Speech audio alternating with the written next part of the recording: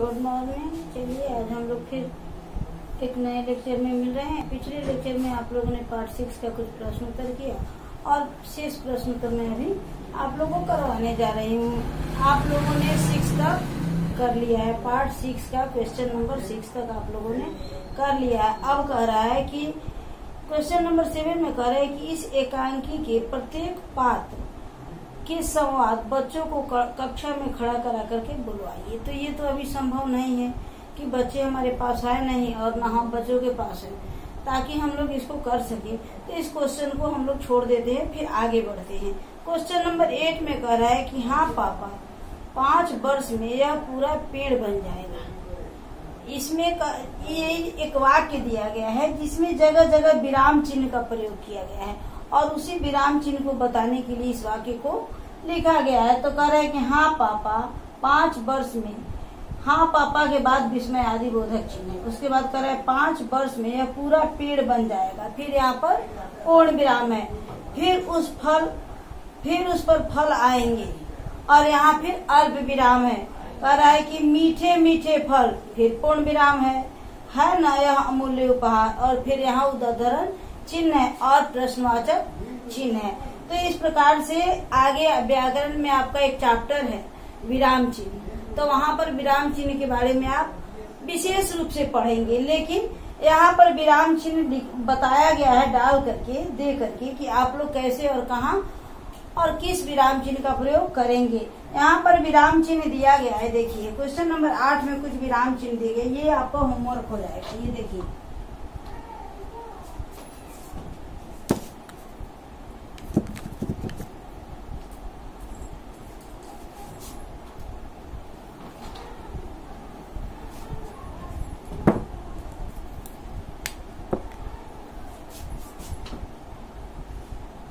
ये विराम चिन्ह सिर्फ हम लिख रहे हैं, इसको देखिए। पूर्ण विराम किसे कहते हैं?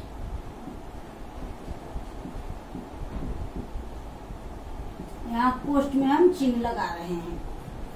अल्प विराम, विराम चिन्ह 12 होता है।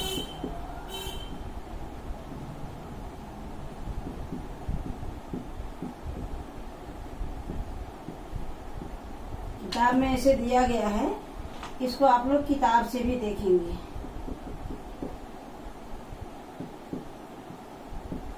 विराम चिन्ह एक चैप्टर है जिसमें आप लोग को इसके बारे में विस्तृत पढ़ाया जाएगा। अब कह रहा है प्रश्नवाचक, इसमें 6 ही दिया है।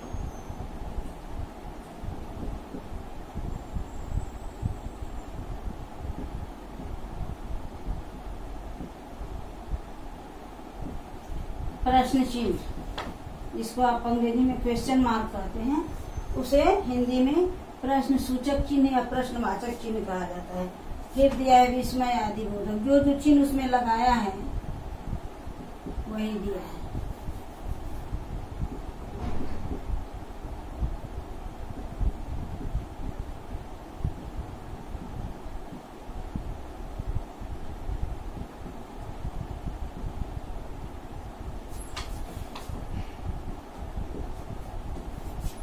और फिर उद्धरण चिन्ह,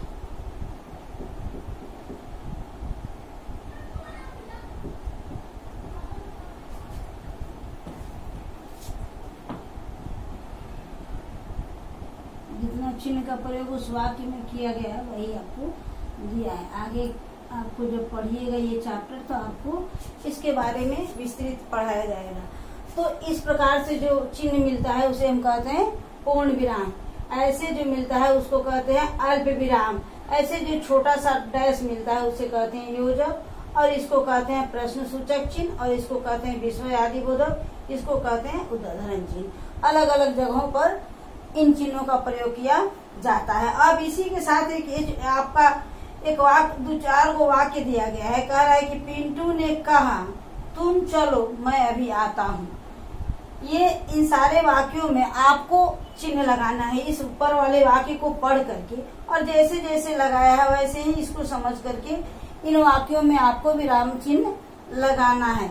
अब चलिए क्वेश्चन नंबर 9 कह रहा है कि कब दादा बरतेगा कब पोता, कब दादा लेगा कब पोता बरतेगा। यह है कहावत और लोकोक्ति है जो गांव में अपने बातों को प्रभावपूर्ण बनाने के लिए, अपने बातों को उद्देश्यपूर्ण बनाने के लिए, लोगों पर प्रभाव डालने के लिए लोकोक्तियों का प्रयोग किया जाता है। उसके बाद यहाँ कह रहा है कि प्रयोग द्वारा अंतर जानिए। कुछ मुहावरा दिया गया है और लोकोक्ति कह रहा है कि मुहावरा तिल का ताड़ बनाना, किसी बात को बढ़ा चढ़ाकर कहना। वाक्य, वह छोटी सी बात को तिल का ताड़ बनाकर कहता है। अब ये तिल का ताड़ बनाना मुहावरा है और उसको नीचे जो है सो वाक्य में प्रयोग किया गया है। कहा गया है कि इस मुहावरा को हम वाक्य में कैसे, कभी कभी क्वेश्चन आपको परीक्षा में आता है कि इन मुहावरों से वाक्य बनाएं, तो उसी प्रकार ये तिल का ताड़ बनाना जो मुहावरा है उससे वाक्य बनाया है कि वह छोटी सी बात को तिल का ताड़ बनाकर कहता है।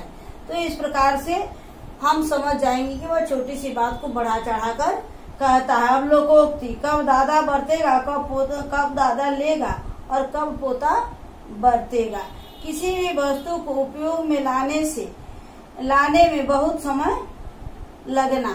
अब इस लोकोक्ति का अर्थ दिया गया है कि किसी भी वस्तु को, जैसे अभी ये पेड़ पौधा छोटा सा है और इसको उपयोग में लाने के लिए, इसका फल खाने के लिए काफी समय इंतजार करना पड़ेगा। तो ये कह रहा है कि कब दादा लेगा और कब पोता बरतेगा, यानी दादा उस चीज को लिया और उसका इस्तेमाल उसका पोता किया। तो इस प्रकार से इस लोकोक्ति का अर्थ हुआ कि किसी वस्तु के उपयोग में लाने में काफी समय लगना। अब इसका भी वाक्य बनाया है, कह रहे कि मेरा गांव बहुत बिहड़ जगह पर स्थित है, सीधी सड़क भी नहीं जाती। गांव के प्रधानमंत्री ने जब बताया कि यहाँ रेलवे लाइन बिछाई जाने वाली है तो चाचा जी बोल पड़े, कब दादा लेगा और कब पोता बरतेगा। यानी योजना तो बन गई, प्रधानमंत्री ने घोषणा भी कर दिया, लेकिन ये काम कब होगा ये कुछ निश्चित नहीं है। तो उस पेड़ के विषय में ही वाक्य बोला गया है, कब दादा लेगा और कब पोता बरतेगा। अब चलिए सबसे नीचे हम लोग आते हैं। कह रहे हैं कि इस एकांकी में अंग्रेजी भाषा के अनेक शब्दों का प्रयोग हुआ है, ऐसे सब छांट कर उनका हिंदी रूप लिखिए। इस जो आप नाटक पढ़े इसमें बहुत सारे शब्द जो हैं वो अंग्रेजी का है, तो कह रहे कि उन शब्दों को छांटे, ये काम आप लोगों का है। उन शब्दों को रेखांकित कीजिए, अपने कॉपी में नोट कीजिए और फिर उसका हिंदी शब्द ढूंढ करके लिखिए कि उसका हिंदी क्या होता है। अब नीचे चलिए, सबसे लास्ट क्वेश्चन 11 नंबर है, बाकी तो आप लोग को बनाने वाला है। कह रहा है कि अनुपस्थित, यहाँ एक बॉक्स दिया गया है, देखिए हम इसको बना दे रहे हैं।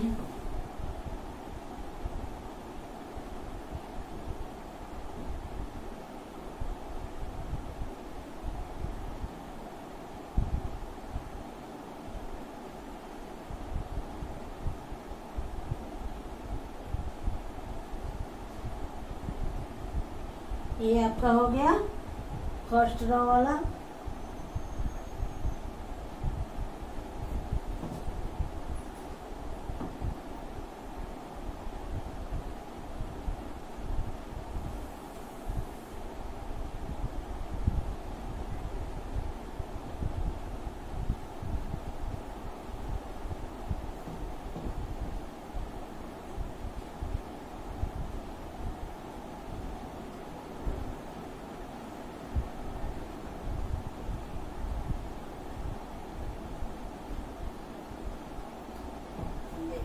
हो गया आपको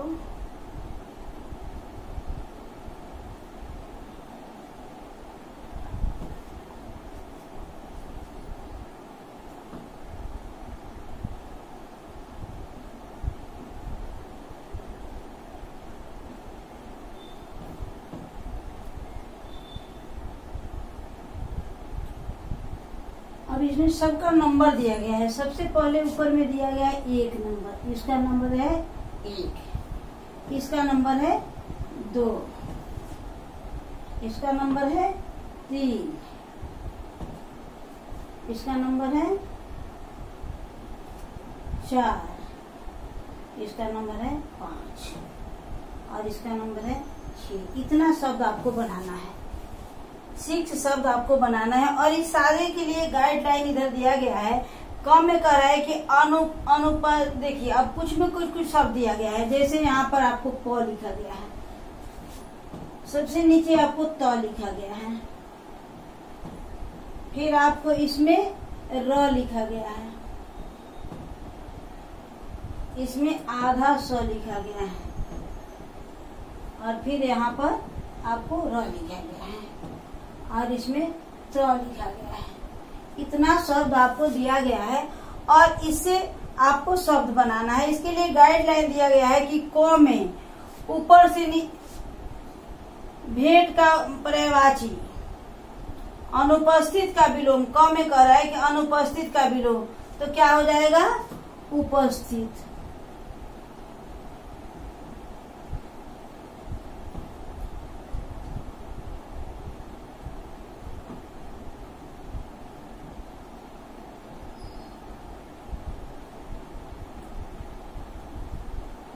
ये हो गया अनुपस्थित का विलोम शब्द उपस्थित। 2 नंबर में कह रहा है कि भेंट का पर्यायवाची,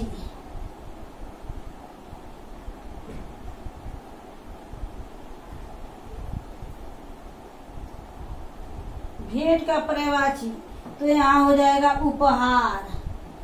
ये हो जाएगा उपहार। भेंट का पर्यायवाची होता है उपहार। 3 नंबर में कह रहा है बहस का पर्याय तकरार। बहस का पर्याय तकरार। 4 नंबर में कह रहा है माला का पर्याय।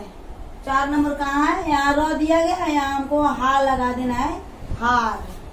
5 नंबर में स्वतंत्र का विलोम, परतंत्र का विलोम।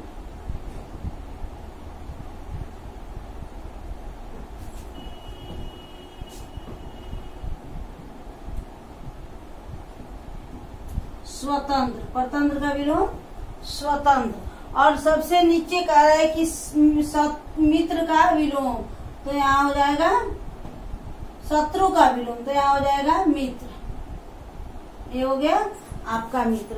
तो इस प्रकार से इस बॉक्स को आप लोग भर लीजिएगा और फिर यह चैप्टर जो है सो आपका समाप्त हो गया। अगले लेक्चर में हम व्याकरण में फिर चलेंगे। फिर एक चैप्टर व्याकरण पढ़ने के बाद हम लोग फिर से मेन बुक पढ़ेंगे, और मेन बुक का अगला चैप्टर है आपका 7, जिसका शीर्षक है चेतक। यह एक कविता है, इसको आप लोग पढ़ के रखिएगा और इसके शब्दार्थ को देख के रहिएगा।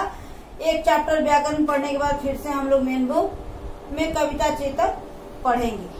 चलिए फिर मिलते हैं हम लोग अगले लेक्चर में। आप लोग स्वस्थ रहिए और सुरक्षित।